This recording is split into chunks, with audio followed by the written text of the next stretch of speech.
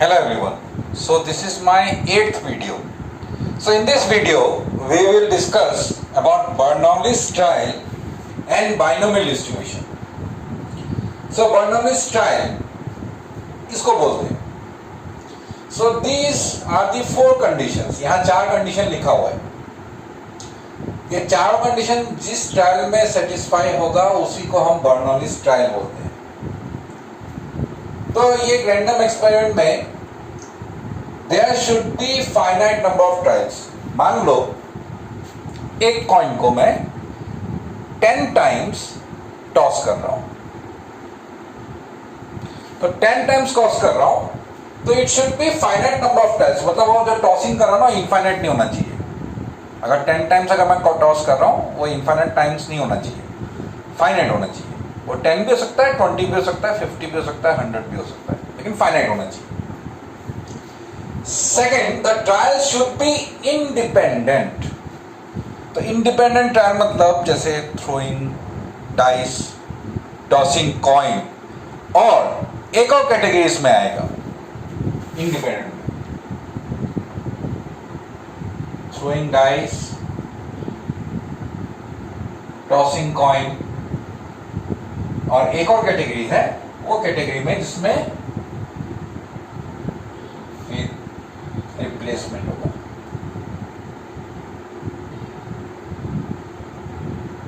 With replacement होगा. तो कुछ चीज ड्रॉ किया है लेकिन विद रिप्लेसमेंट. तो विद रिप्लेसमेंट वाला भी इंडिपेंडेंट ट्रायल से. तो ऐसे वाले जितने भी हैं वो सब इस कैटेगरी में आएंगे.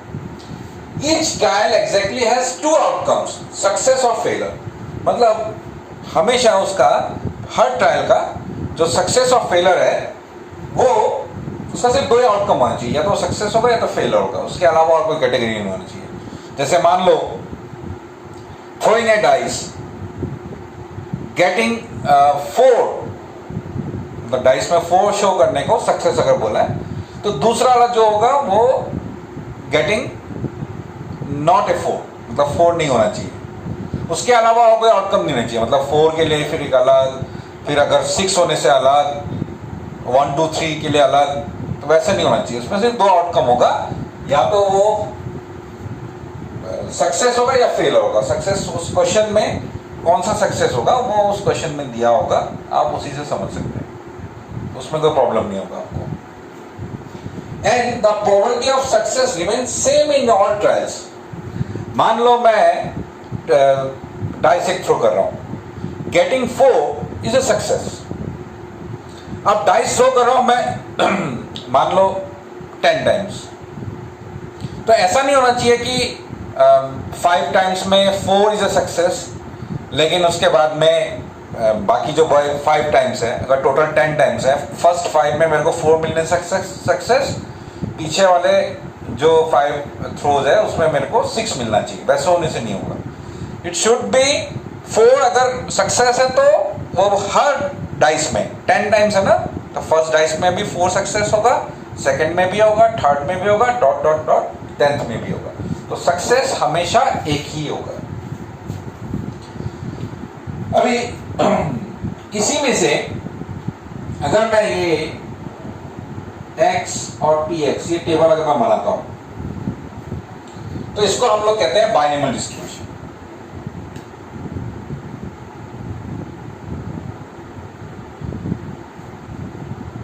और बाइनोमियल डिस्ट्रीब्यूशन में हम लोग उसको ऐसे भी डिनोट करते हैं b n, p. अच्छा, n क्या है? where n is total number of trials.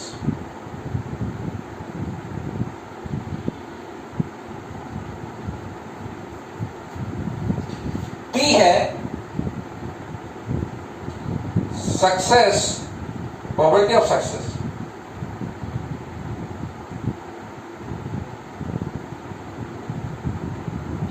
In 1 trial.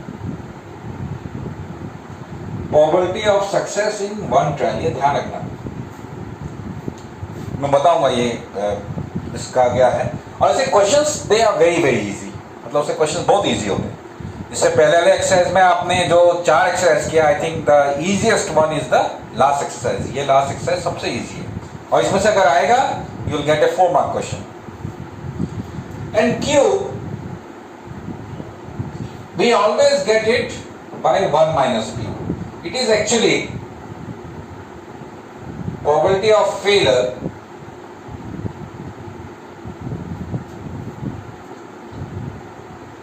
in one trial. मतलब ये फेलियर का प्रोबेबिलिटी है in one trial.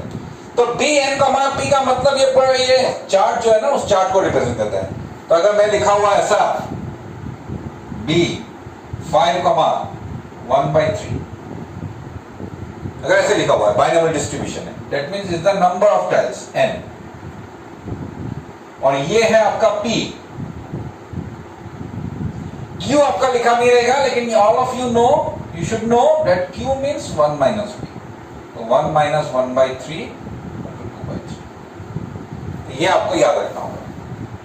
Another thing जो ये आपको याद रखना होगा वो है probability of x equal to r success. ये फॉर्मूला है, ये है NCR. ये C कौन सा वाला? कॉम्बिनेशन वाला.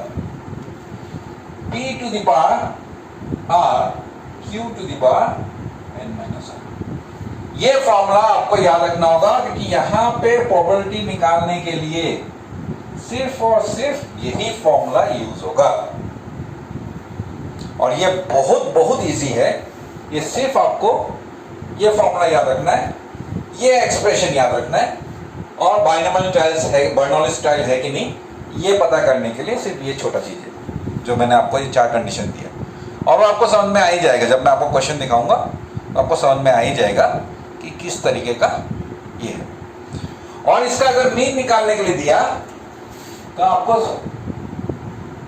मीन, आपको याद है ना फॉर्मूला क्या था? Summation x into P x. मतलब एक और कॉलम बनाना है, इन दोनों को मल्टीप्लाई करके लिखना है और इसका समेशन निकालना है.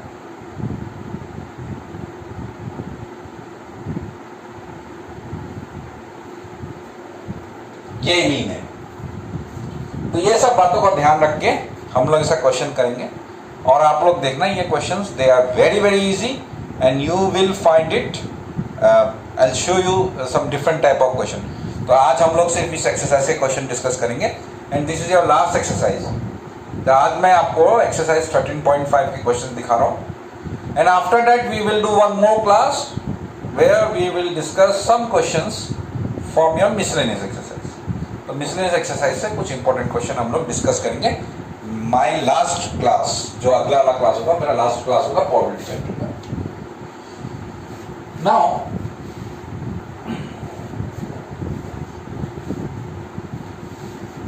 I'll select a question from exercise 13.5. So 13.5,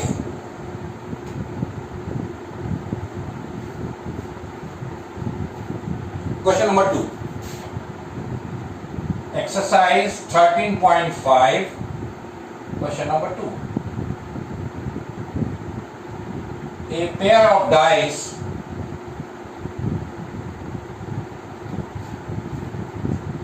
is thrown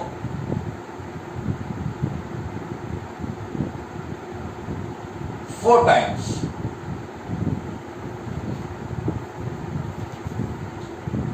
If getting a doublet is a success,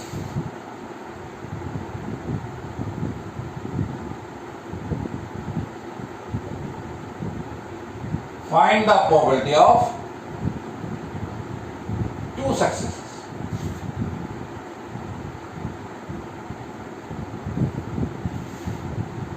तो ये आपको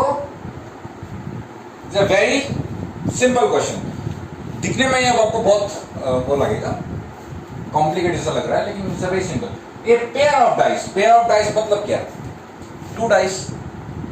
तो 2 डाइस को अगर थ्रो करते हैं हम लोग तो getting a doublet is a success. Getting a doublet is a success. Doublet किसे बोलते हैं? तो इफ यू रिमेंबर 1 1, अगर 2 डाइस थ्रो करेंगे तो हम लोगों को ऐसा नंबर्स मिलेगा।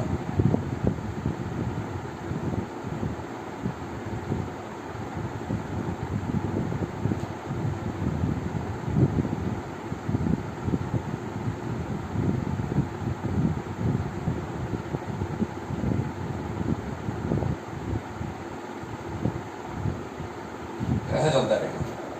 ने लास्ट वाला होगा 6 1 6 6। डबलेट कौन सा पता है? 1 1 2 2 3 3। मैंने लिखा नहीं है, but 3 3 will be there, 4 4 will be there, 5 5 will be there. So there will be 36 cases. ठीक है। अब बोला pair of dice is thrown 4 times. So here n is 4। मैंने कहा था ना, सेम चीज रिपीट करना है। तो एक डाइस को, पेयर ऑफ डाइस को 4 बार थ्रो करना है। तो n है 4। अब p होता है probability of success in 1 trial. ये आपको ध्यान रखना है। 1 ट्रायल का मतलब है 2 डाइस एक साथ थ्रो करना। ये 1 ट्रायल का है, ऐसे 4 बार होगा थ्रो। ये 1 ट्रायल का थ्रो है। तो 1 ट्रायल के थ्रो में कितने डबलेट्स हैं? इफ यू रिमेंबर 6 है, क्योंकि 1 1 2 2 3 3 4 4 5 5 6 6। तो 6 है आउट ऑफ 36। पी निकालते समय आपको यही ख्याल रखना है कि आपको एक ट्रायल के लिए निकालना है। ये हमेशा आपको याद रखना है। डाइस को मैं 4 टाइम्स कर रहा हूं, 2 डाइस है, ऐसे अगर आप हिसाब करोगे तो 2 डाइस 4 टाइम्स मतलब 8 डाइस है। 8 डाइस में ढूंढने का कोई मतलब नहीं है इसमें। You have to find P for 1 trial, एक ट्रायल के लिए। तो 6/36 हो गया मेरा 1/6। Q is always easy, 1 - 1 1 - 1/6 5/6। अब मेरे को चाहिए find the probability of 2 success. तो probability of x equal to r success का फॉर्मूला था NCR p to the power r q to the power n - 1। तो इसका मतलब है probability of x equal to 2 success का क्या होगा? NC2 p power 2 q power n - 2। अब n p q का वैल्यू है हमारे पास में। n है मेरा 4, so 4c2।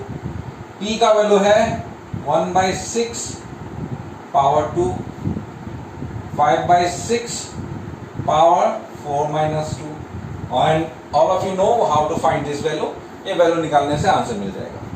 तो सिर्फ आपको यहाँ पे जो स्टूडेंट कंफ्यूज करता है वो है p का वैल्यू निकालना।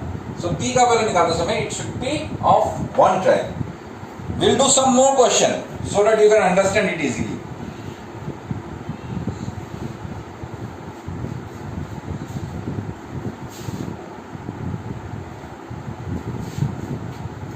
I'll take one more question.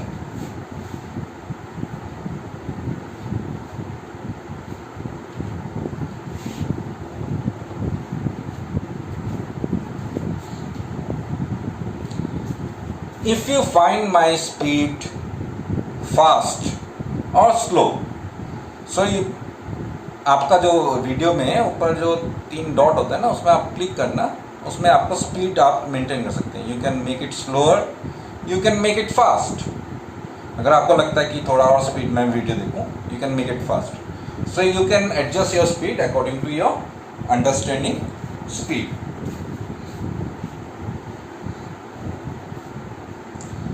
Now,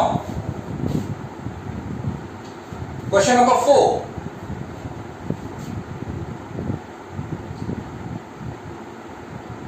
Five cards are drawn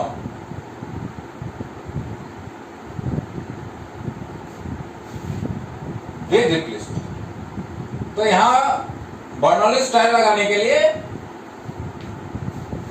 with replacement होना जरूरी है।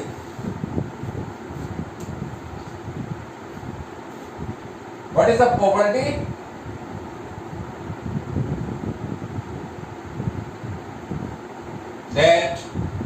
Number A, all 5 cards are spade.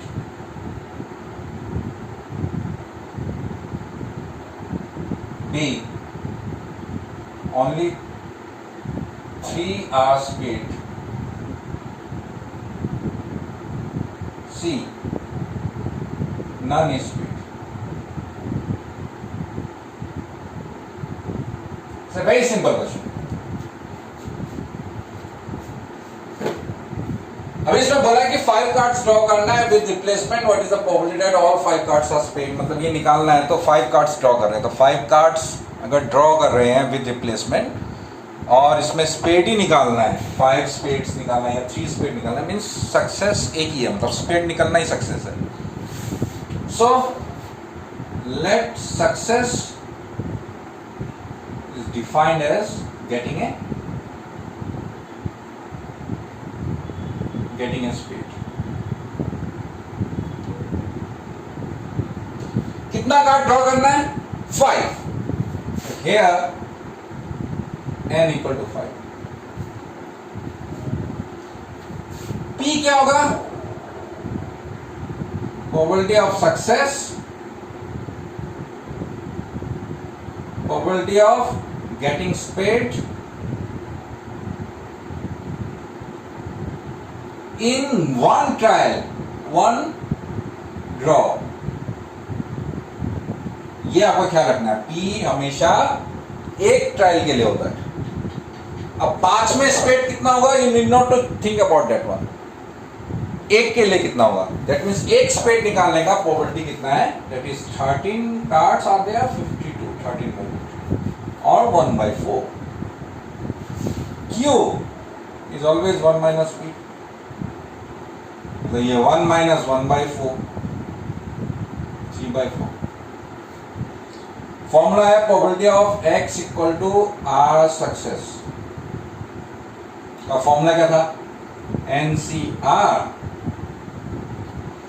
e to the power r q to the power n minus r. ये formula है. तो number 1 के लिए क्या है? All 5 cards are spade. मतलब probability of x equal to 5 निकालना. तो क्या होगा? NC5 p to the power 5 q to the power n minus 5. n का वैल्यू, p का वैल्यू ऑलरेडी है हमारे पास में. You just put it here. इसके लिए क्या होगा? x इक्वल टू 3 होगा. सेम फॉर्मूला में x equal to r success है, ये x इक्वल टू 3 सक्सेस के लिए. None is spade, x equal to 0. यही क्वेश्चन है.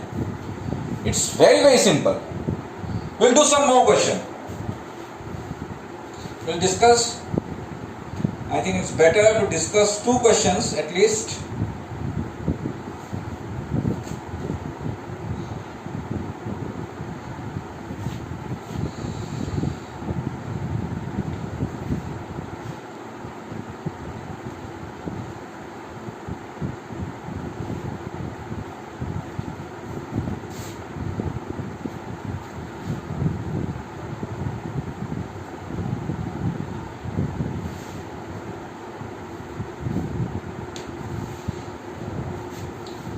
तो ये आपका मैं ले रहा हूं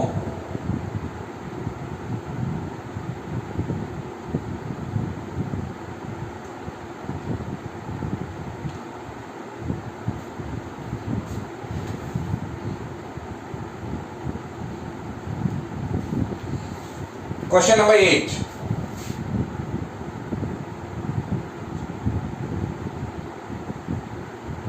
suppose x has binomial distribution. मैं शॉर्ट में b डॉट डी लिख रहा हूं. b 6,half. show x equal to 3 is the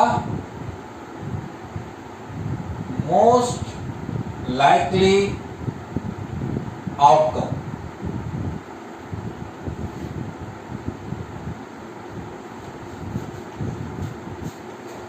तो इसमें क्या करना है?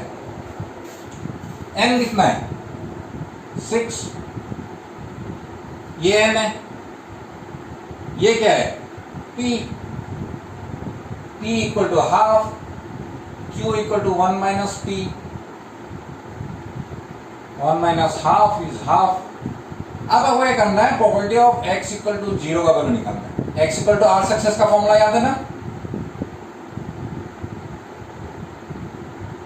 ये फॉर्मूला याद है ना, NCR p to the power r q to the power n minus r।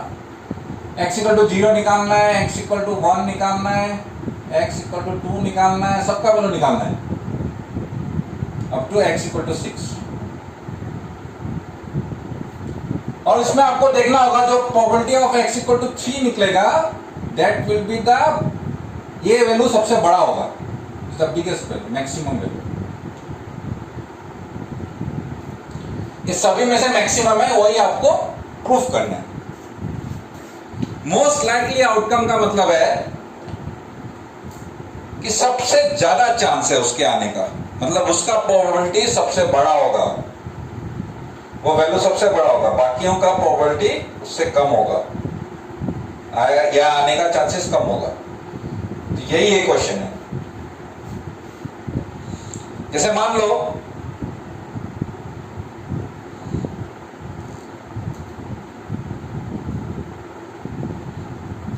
एक और क्वेश्चन मैं कर रहा हूं, is question number 10।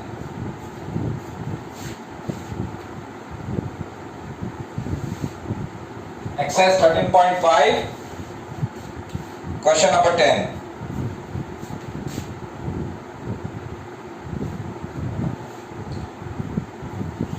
A person buys 50 lotteries.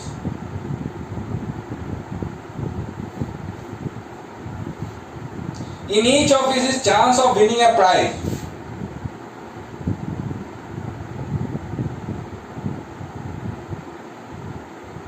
in each is equal to 1 by 100. What is the probability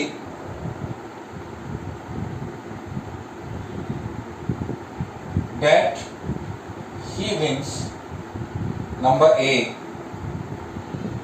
at least once, number B exactly once, number C at least twice?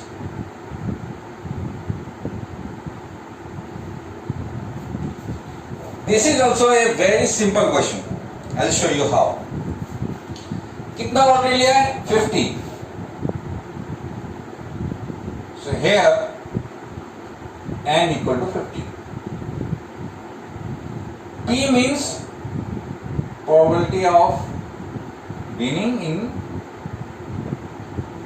one lottery. ये question में आपको दिया हुआ है, कितना है? 1 by 100. Q कितना होगा? 1 minus P, 1 minus 1 by 100 equal to 99 by 100. हो गया? Number A, probability of at least once. ये चीज मैंने आपको मोस्टली सेकेंड एक्सरसाइज में दिखाया था। प्रोबेबिलिटी ऑफ एटलीस्ट वंस का मतलब क्या है?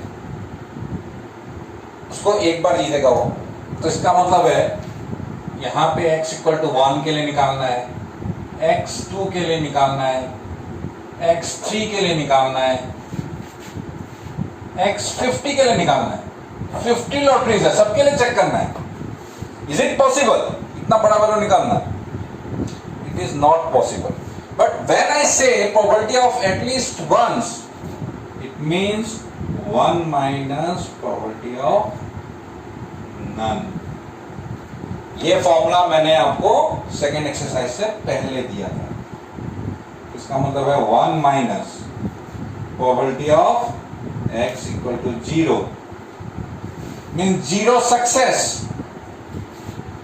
Probability of x equal to r success का फॉर्मूला मैंने बताया था आपको,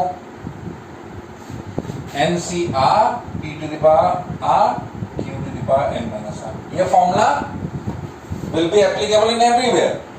तो ये होगा 1 minus x equal to 0, r की जगह 0 बिठाना है सिर्फ, nc 0 p to the power 0 q to the power n minus 0, n का वैल्यू 50, q का वैल्यू, p का वैल्यू ऑलरेडी है आपके पास में, just you have to put, you will get your answer correct exactly once,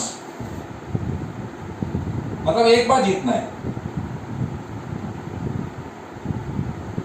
You have to find probability of x equal to 1. x equal to 1 success, r की जगह 1 बिठाना है।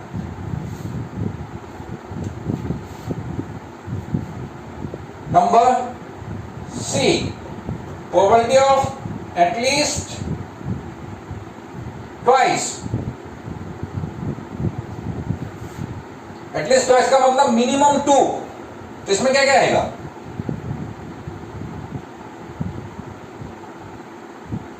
3, 4, 2 क्या आएगा?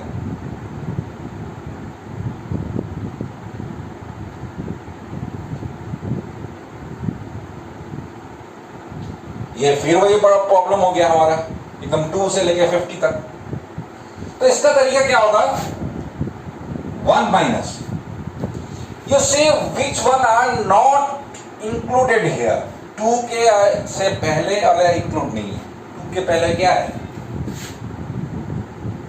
0 and 1।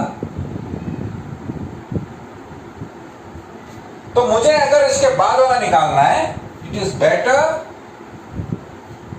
Not to find in this manner but in this manner. तो इसमें जो जो इंक्लूड नहीं है, अगर वो कम है, मान लीजिए यहां पे आपका अभी मेरे को निकालना होगा 2 to 50, मतलब अराउंड 49 वैल्यूज निकालना है मेरे को, इसमें सबका वैल्यू निकालना पड़ेगा x equal to r success के फॉर्म में।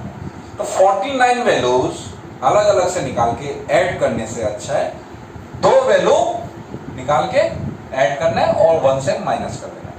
ये हमेशा आपको याद करना है, ये सेम प्रोसीजर जो एटलीस्ट वंस के लिए किया है वही हमने यहां किया। बस फर्क इतना है, जो जो यहां पे इंक्लूड नहीं है उसको हम लोगों ने यहां पे इंक्लूड किया। ये हो गया क्वेश्चन नंबर 10। वैल्यू आप लोग सभी निकाल सकते हैं, I am not discussing all those questions.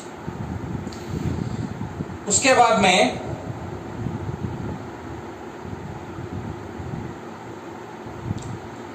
मैं आप लोगों को एक और क्वेश्चन करके देखता हूं। ये मैं आपको कर रहा हूं question number, I think better होगा question number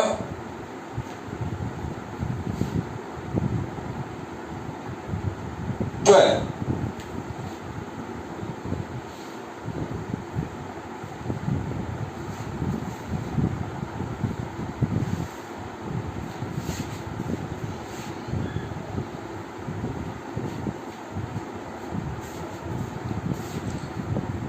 Question number 12 is question